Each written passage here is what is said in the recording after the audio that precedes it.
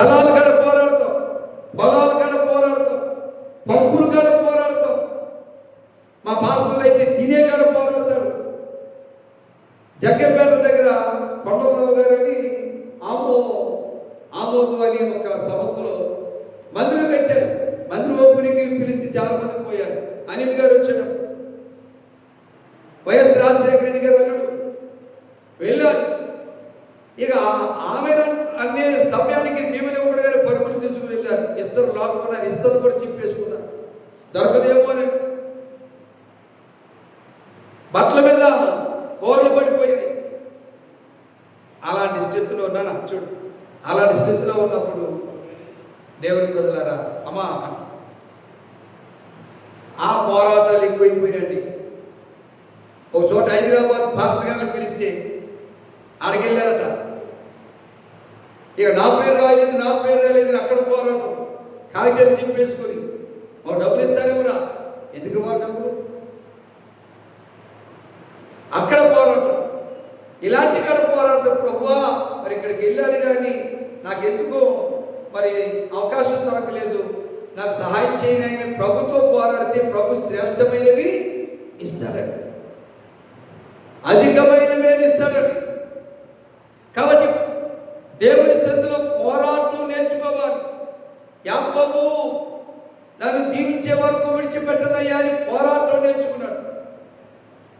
ప్రార్థనలో పోరాడినది పొందకపోవుట అసాధ్యము, ప్రార్థనలో నలిగితే నష్టపోవుట అసాధ్యం. ప్రార్థనలో నలుగుతున్నావా, శాలలోకి పోయి ఒళ్ళంతా ఓలో చేసుకుని ఒళ్ళు నలిగిపోయింది అయ్యారు, ఒళ్ళు అలసిపోయింది అయ్యారు, రాలేకపోయింది. నువ్వు ప్రార్థనలో నలగాలి. మోకాల ప్రార్థన, కన్నీటి ప్రార్థన, పశ్చాత్తాప ప్రార్థన, దుఃఖముతో కూడిన ప్రార్థన, చేతులెత్తి ప్రార్థన, నిలబడి ప్రార్థన. ప్రార్థనలో నలిగితే పడిపోవట అసాధ్యం. ప్రార్థనలో నలగాలి. జాగరణ కూటములలో, సంక్రాంతి ప్రార్థనలలో నలగాలి. ఏమండి, పిండి నలిగితేనే చక్కగా చపాతీలు అవుతాయి. అలాగే మనం ప్రార్థనలో నలిగితేనే ఆత్మ సంబంధమైన తేజస్సు మన ముఖములో తెప్పనుకున్న తేజస్సు వస్తుంది, కళాకాంతి ఉంటుంది. కొంతమంది మొక్కలు చూడ కళాకాంతి ఉండదు, ఎందుకంటే ప్రార్థన వెలుగు లేదు, ప్రార్థన తేజస్సు లేదు, ప్రార్థన అభిషేకం లేదు. ఎప్పుడు కూడా ఎండిపోయిన మొక్కలు, పిక్క మొక్కలు. మనవరం గ్రామం కొరకు ప్రార్థన చేస్తుంటుంటే ప్రభు చూపించాడు, ఎండిపోయిన చెట్లు చూపించాడు. ఈ ఎండిపోయిన చెట్లకు నీరు పోయాలి, పోయేసేవాడు లేడు. భావన కలిగి వెళ్ళిన ఈ బిపిసి కాలంలో ప్రార్థనలు పెట్టి ఒక ఆయన సహకరించారు. ప్రార్థనలు పెడితే ఒక ఆయన వచ్చి చెడగొట్టేశాడు. రాజుగారు, ఇది ఎప్పటి నుంచో నేను పునాది వేసి అక్కడ వాళ్ళు చెప్తున్నారు, అయ్యా 10 సంవత్సరాలు లేదు,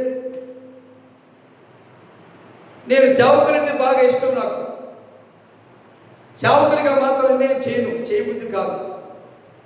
వాళ్ళు చెప్తున్నారు 10 సంవత్సరాలు లేదండి, రావట్లేదండి. ఇప్పుడు మీరు వచ్చారని తెలిసి 4 వారాల నుంచి ఈరోజు ఇప్పుడు మైకి పెట్టాడండి అన్నారు. సరే సేవకుడు అన్నాడు కదా, అడిగాడు కదా అని ఆడికి వెళ్ళటం మానేశాడు. ఒక 2 నెలలు మాత్రం నీరు పోసారు. అక్కడ ప్రాంతంలో బయలుపరిచి చెప్తే వాళ్ళు ఒప్పుకున్నారు, నిజమేనయ్యా మేము ఆత్మీయ స్థితిలో ఎండిపోయి ఉన్నాం, ఆత్మీయ స్థితిలో అందగారిపోయి ఉన్నాం. ఆ కాలనీ ప్రాంతం చేస్తున్న తర్వాత ఏం జరిగింది, కాలుకు పాము కరిసిందంట, విజయవాడ హాస్పిటల్కి వెళ్ళిందంట సోదరి సాబ్.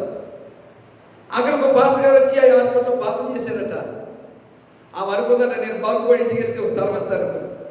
ఆ ఎంట్రన్స్ల మధ్యలో స్థలం వాళ్ళు ఇచ్చారు. ప్రభా గొప్ప కార్యం చదువుకున్నాను, నన్ను ఎల్లంతా ఆపేసిన ఆయన మానేశాడని మళ్ళా దేవుని ప్రజల. తర్వాత నేను ఎల్లప్పుడు పాస్టర్ గారు పంపిస్తే ఓ సంవత్సరం పెట్టి ఆయన మానేశాడు.